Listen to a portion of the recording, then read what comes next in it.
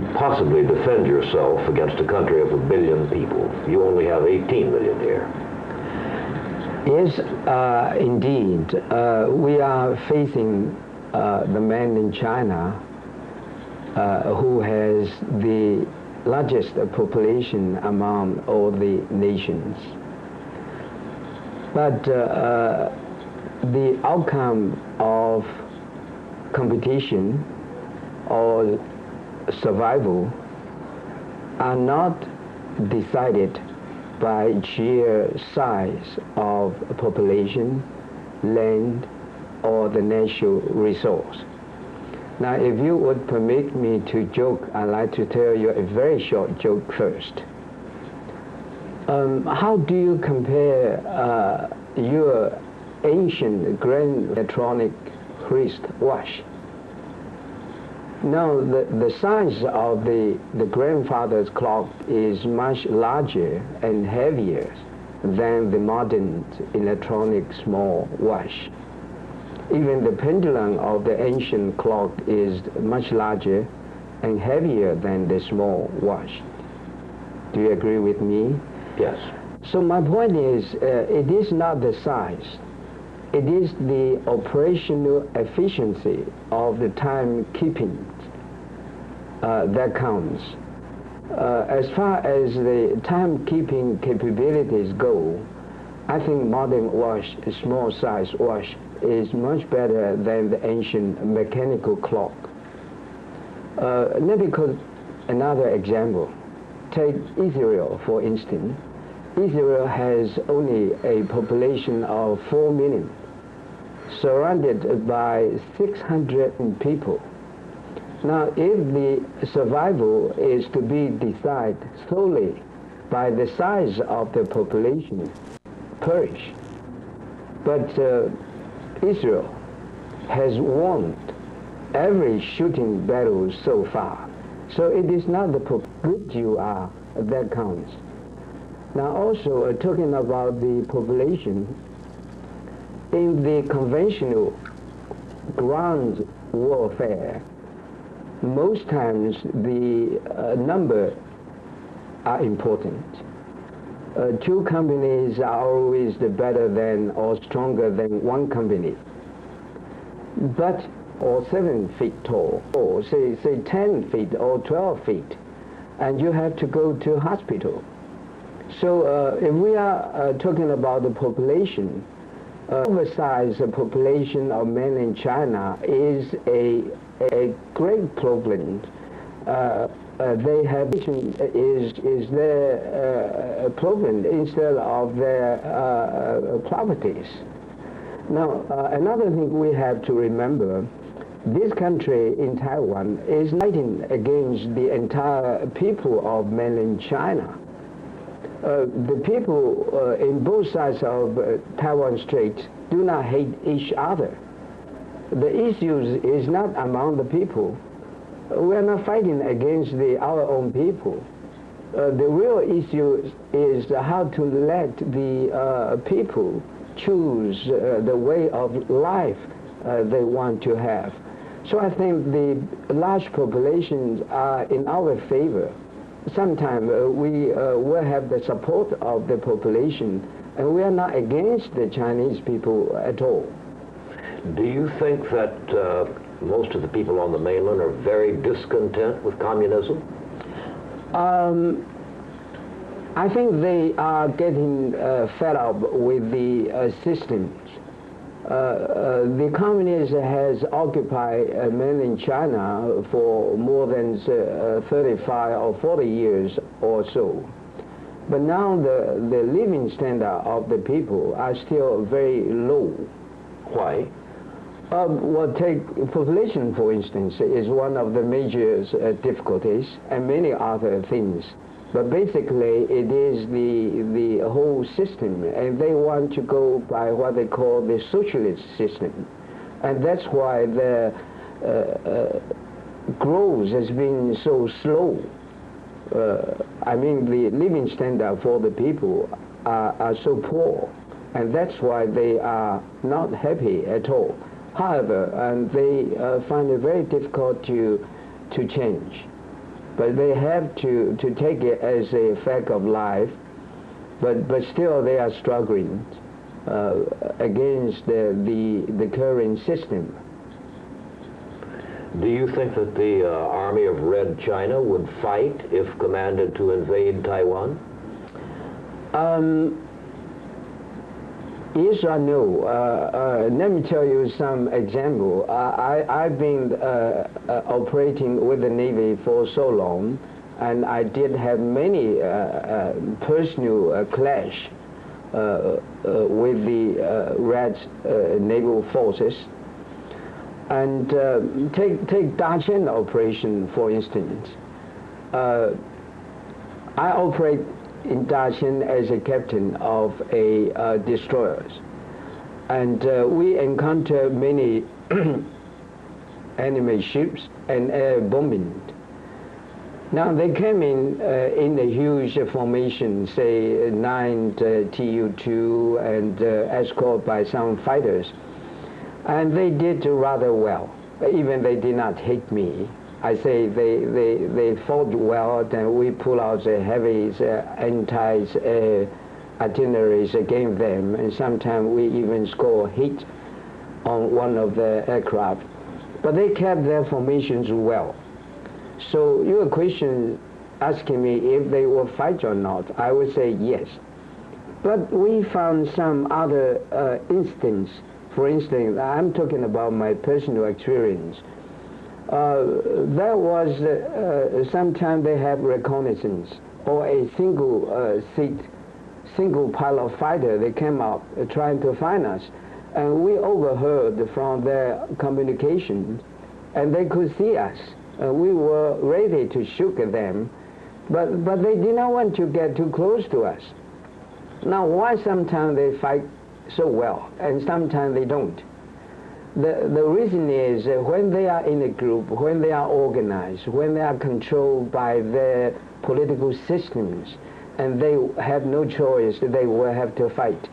That if they could have a choice, like a single-seat independent fighters, and they do not want to fight. So to answer your question, will they fight or not? Under the compulsory situation, and they will have to fight, like their soldiers in Korea.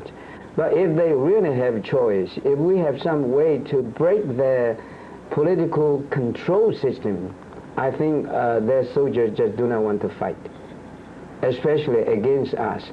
Let me tell you again, the people in both sides do not hate each other. After all, we are of the same race. And so whoever tried to solve the difference by forces will not be supported by the mass of the nation.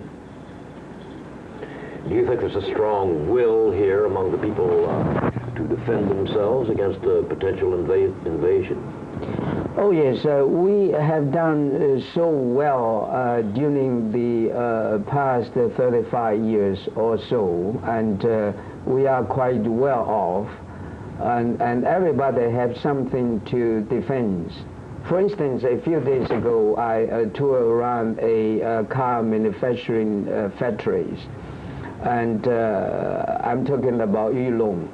They manufacture so many cars per month. I asked them who bought the cars, and they told me the farmers. So if you drive around in this country along the highway, you see the countryside, you see all these modern new cars parking in front of the farmers' houses. So they have something to protect. I think everybody wants to keep on going, enjoying the economic prosperity. I think they have something precious to themselves to defend this island. Well, Admiral, is there less danger of war now that Mao Zedong is dead?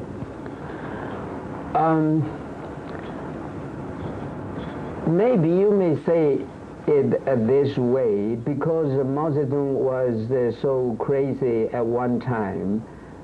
Take Crimean crisis for instance. It was the order and started by Mao Zedong. But I wouldn't say the tension is getting less. Basically, It depends upon their priorities.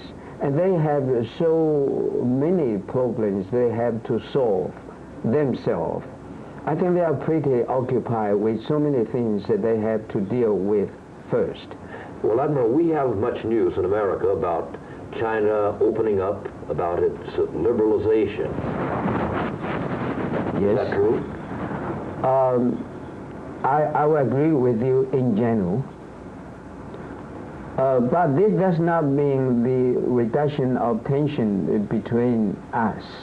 Let me tell you why. For instance, because they open up, they have more access to the new technologies. And they are trying so hard to bring into mainland China so many new technologies, and including the position of weapon systems. Take USA, for instance. Only the last year, they have bought, say, the helicopters, 24 of them, the Skorsky's helicopters, and they have paid the money, amount to about 100 millions US dollars worth of helicopters, which could be used as armed helicopters. And they have the turbine engine for their Navy, tow missiles, and tow arrays of sonar, and so many other facilities for their artilleries. And they have the biggest artilleries among all the armies. Now they got the new technology of improving themselves. Do you fear that they might use those arms against you here? It is possible. In the military, we do not rely so much on their intention, which up to them to decide. We are talking about the capabilities. As far as their capabilities go, and they have the means if they want to. You don't feel that there's any lessening of the danger of war between you?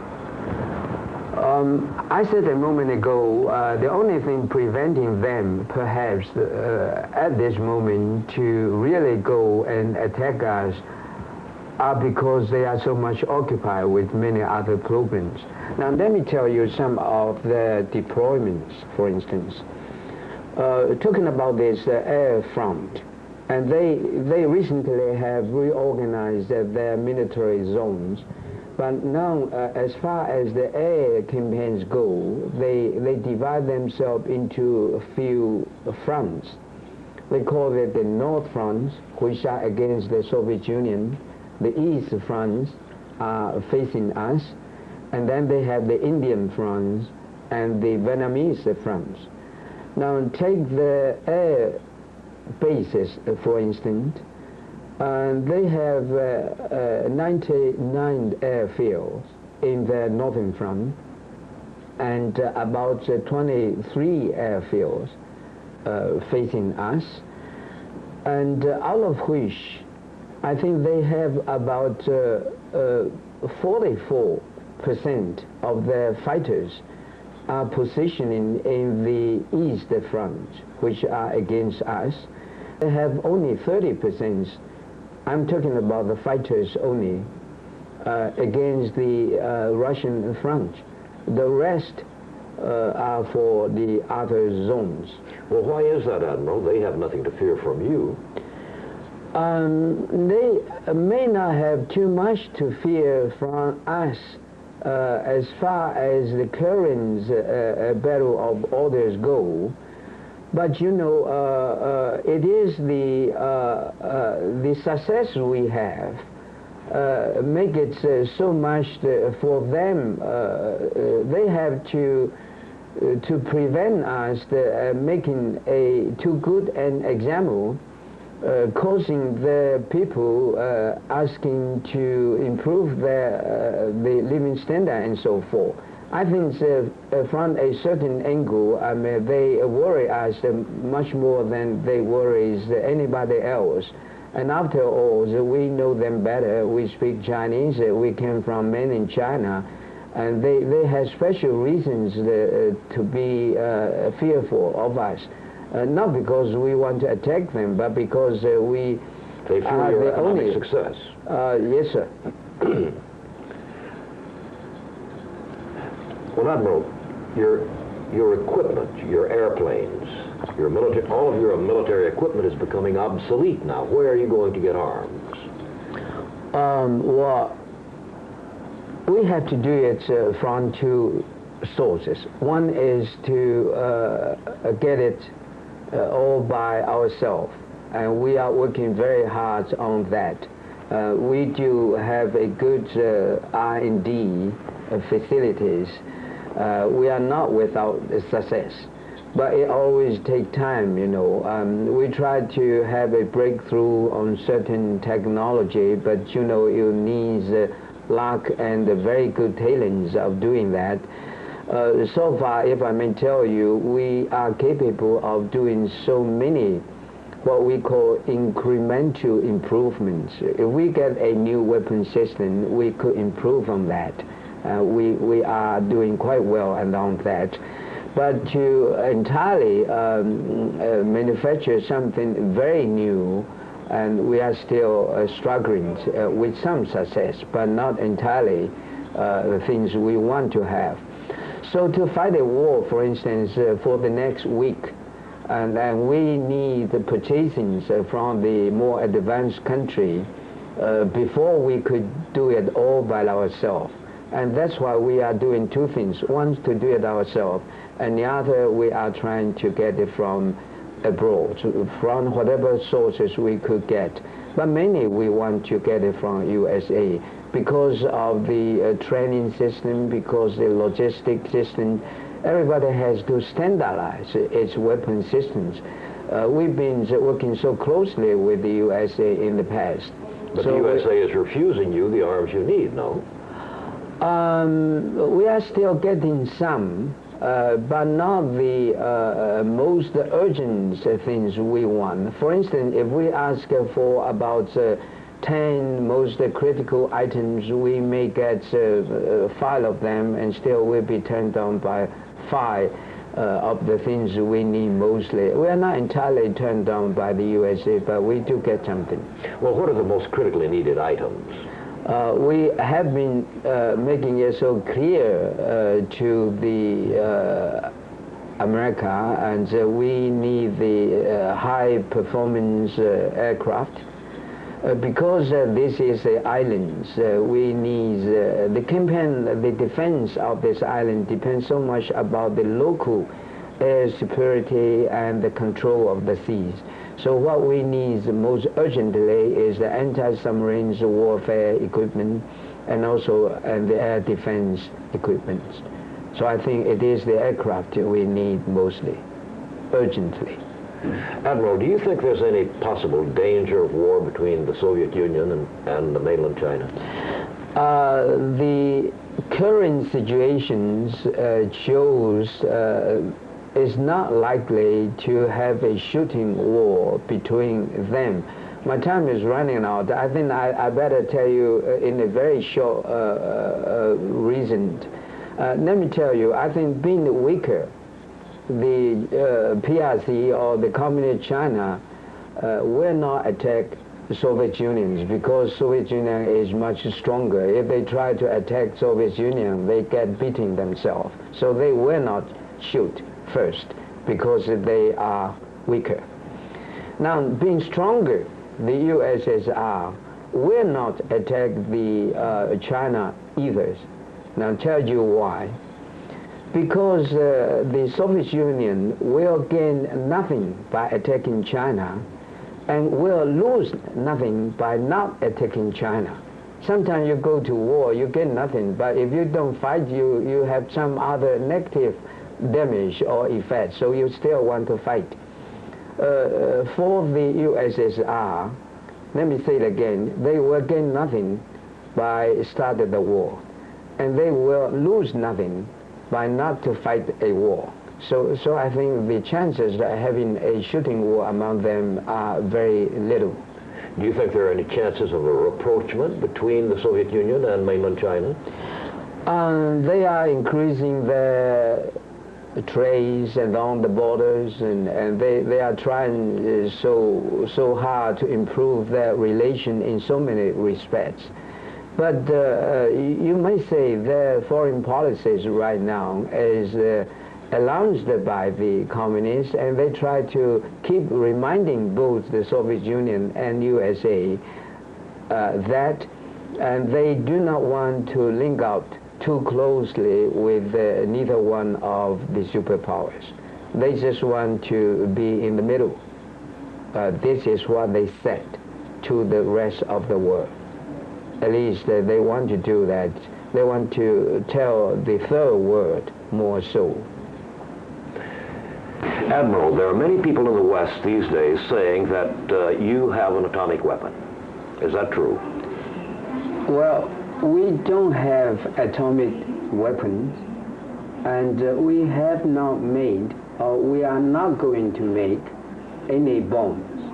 The government has made it so clearly that we are not going to manufacture any nuclear weapons. You have the potential to do it, of course. I would say yes. As you know, there was a story of a undergraduate students who almost had to be dropped out, and then he went to the library working so hard and coming up with something.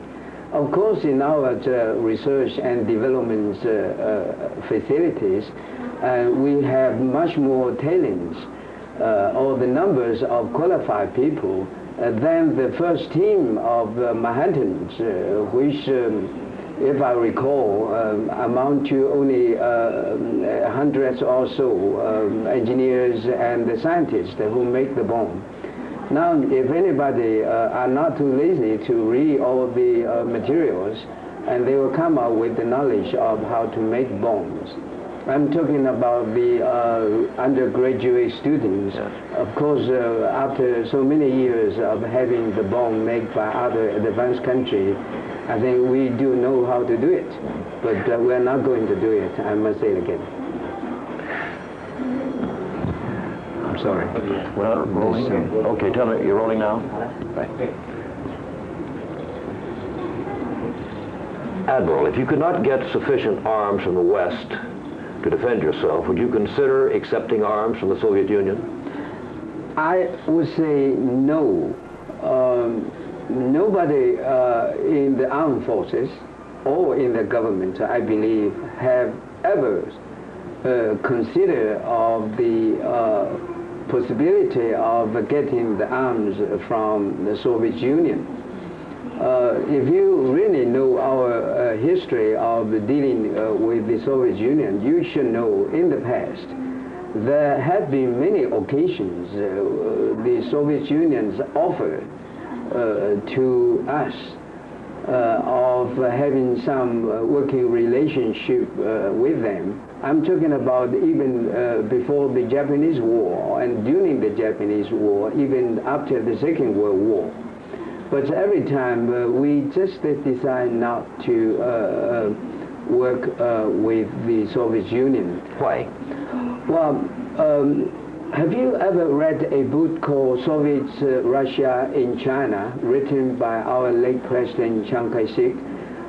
To give you the answer, I think I better refer to the book. If you find time, the books are all there. To make it very short, we never trusted the Russian. We think it's no good to do business with them. If I may borrow a saying by Bonaparte Napoleon, who has been quoted of saying, anytime when the Russian Shah smile at you, if you have the right kind of mind, it's about the time you better draw your gun.